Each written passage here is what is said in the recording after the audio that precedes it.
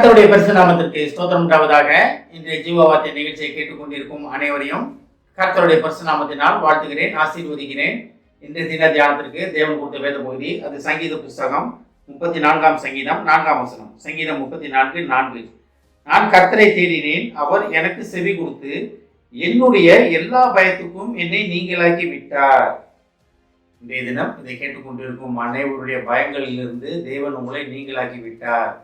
நீங்களாக்கி விட்டார்னா நீங்களாக்கி விட்டு விட்டார். அதாவது இனி நாளைக்கு செய்ய போறேன், நாளைக்கு அடுத்த வாரம் செய்ய போறேன் அப்படின்லாம் கிடையாது. ஏற்கனவே இதெல்லாமே முடிந்து விட்டது. இந்த சங்கீதக்காரர் ரொம்ப அழகா சொல்லியிருக்காரு.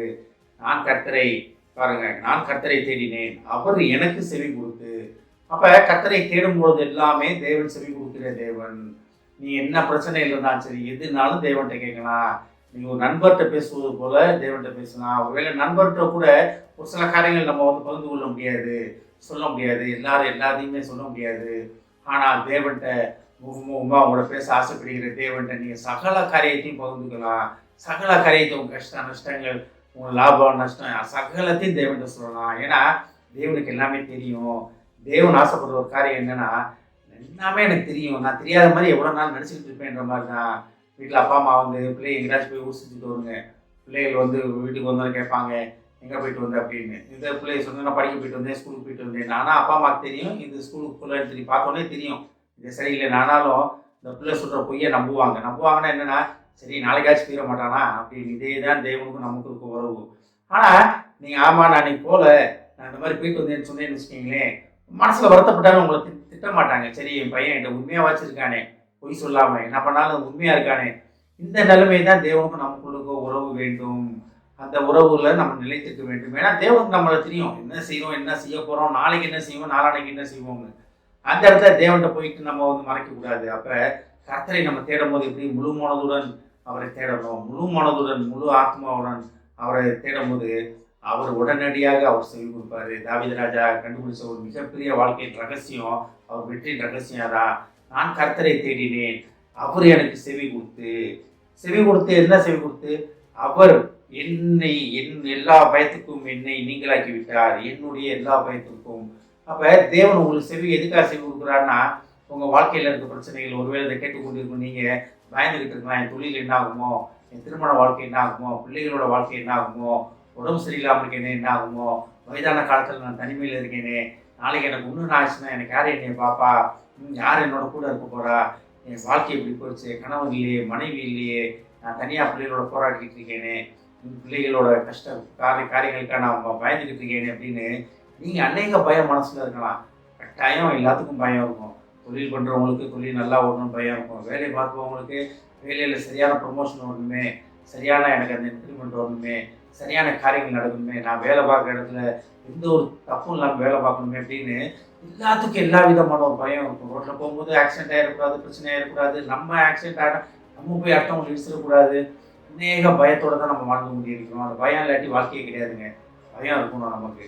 நம்ம தவறு பண்ணிடுவேணும், தேவனுக்கு ஒரு திட்டத்தை விட்டு விலகி போயிடுவேணும், அந்த பயம் இருக்கணும். ஆனால் தான் தாவீது ராஜா ரொம்ப அழகாக சொல்றாரு, நான் கர்த்தரை தேடினேன், அவர் எனக்கு செவி கொடுத்து என்னுடைய எல்லா பயத்துக்கும் என்னை நீங்களாக்கி விட்டார். அப்ப கர்த்தரை தேடும் போது நீங்க கர்த்தரை பேசுகிறவர்களாக காணப்படுவீங்க. அப்ப தேவனுடன் முகமுகமாக பேசும்போது தேவன் உங்களுக்குள்ள வழிகளை அவர் செவைப்படுத்தி விடுவார்னா நீ என்ன செய்யணும் செய்யக்கூடாதுன்றதை உங்களுக்கு அதிகாலையிலே சொல்லிடுவார். காலையில் அவர் தேவ சமூகத்தில் அமர்ந்திருக்கும் பொழுது அப்ப நீங்க எதை கண்டு பயப்பட தேவையில்லை. ஏன்னா உங்களுக்கு ஆலோசனை கொடுக்கிறவர் சர்வ வல்ல தேவன், மனித ஆலோசனை கிடையாது. தெய்வ ஆலோசனையை கேட்டு நீங்க நடக்கும்போது உலக ரீதியான பயங்களுக்கு இருந்து, உலக ரீதியான பிரச்சனைகள் இருந்து தேவன் உங்களை அதி அற்புதமாக பாதுகாத்து உங்களை வழி நடத்துவார். ஒருவேளை இன்றைய தினம் நீங்க பயந்துகிட்டு இருக்கீங்களா, வாழ்க்கையில கடந்த காலத்தை பற்றி பயந்துகிட்டு இருக்கீங்களா, வருங்காலத்தை பற்றி பயந்துகிட்டு இருக்கீங்களா, இன்னும் எதுக்கும் கவலைப்படாதீங்க. தாவீது ராஜா சொன்ன அதே மாதிரி நீங்க மறுபடியும் இன்னும் சொல்லுங்க, நான் கர்த்தரை தேடுவேன், நான் கர்த்தரை தேடும் பொழுது கர்த்தர் எனக்கு செவி கொடுப்பார். எனக்கு செவி கொடுக்கறது மட்டும் இல்லாம என்னுடைய எல்லா பயத்துக்கும் என்னை நீங்களாக்கி விடுவிப்பார் அப்படின்னு நீங்க திருப்பி இதை சொல்லிக்கிட்டே இருங்க. கர்த்தர் உங்களோட பயங்களில் இருந்து பரிபூர்ண விடுதலை கொடுப்பதற்காக கர்த்தர் உங்கள் அண்டை காத்துக் கொண்டிருக்கிறார். ஜெபிப்போம்.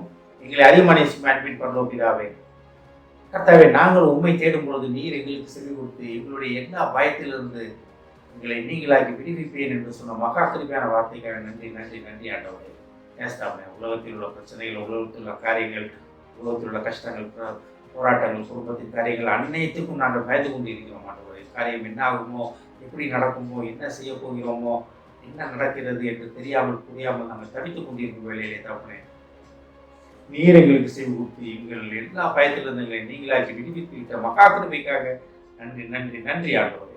இதை கேட்டுக்கொண்டிருக்கும் ஒவ்வொருவரையும் முதுகத்தை தெரியணுமாப்பா, ஒவ்வொரு குடும்பத்தையும் முதுகத்தை தெரியணுமாப்பா. குடும்பத்தின் காரியங்களை நீர் ஆசீர்வதியும் ஆண்டவரே. ஏசாமி குடும்பத்தின் அப்பத்தையும் தண்ணீரையும் ஆசீர்வதிக்கிறோமப்பா.